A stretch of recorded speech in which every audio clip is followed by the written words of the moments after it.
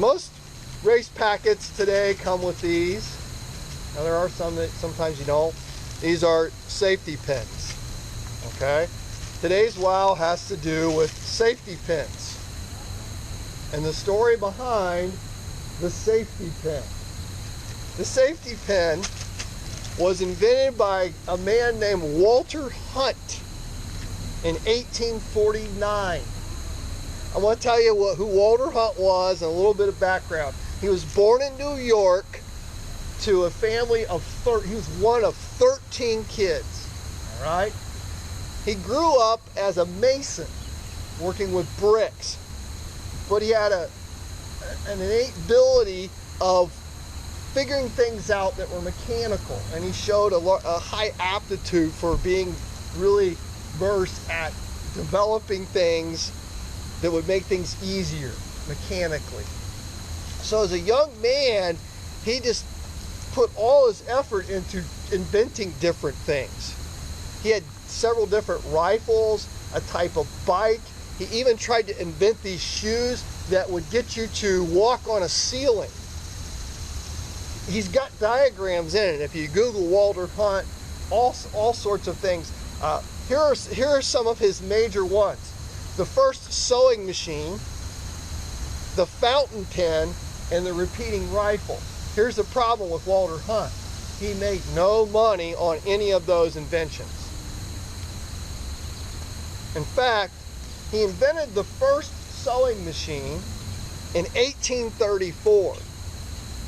And he did it so quickly, but he was on to the next thing. He developed it, and he needed money for his next project, so he sold off the idea to a man named Elias Howe. And Elias Howe made some adjustments to the sewing machine and mass-produced it and became a multi-millionaire.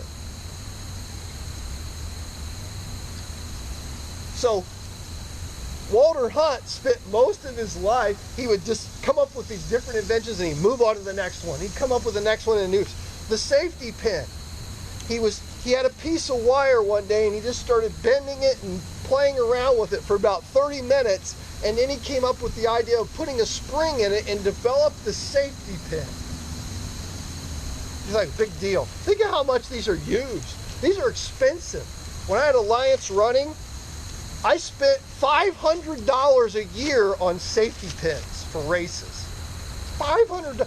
One box of those is 15 bucks.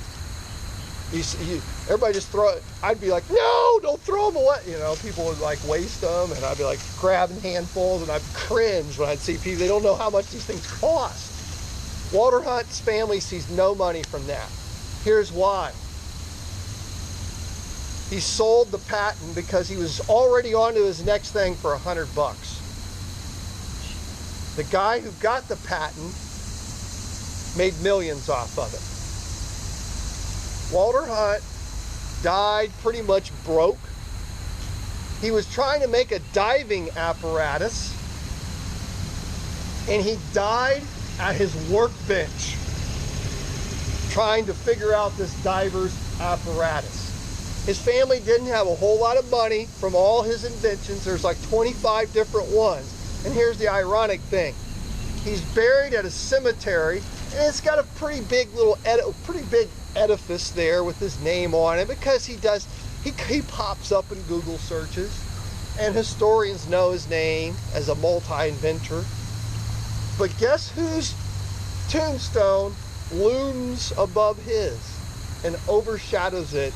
That's Elias Howe, the man that purchased the sewing machine patent and spent the time perfecting it, getting it to the right investors, and producing it and making millions for his family, and they're set for the rest of their lives. So why am I telling you this? Well, we just like the quick things. We like the quick fix, the quick fun. We don't want to put in the work and see it to the end and finish strong.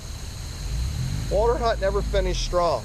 He'd start off great and he'd get great results, and then he was on to the next thing. He'd never see it through to the end. We don't want to be like Walter Hunt. We want to finish things strong. So keep that in mind right now. We're getting ready to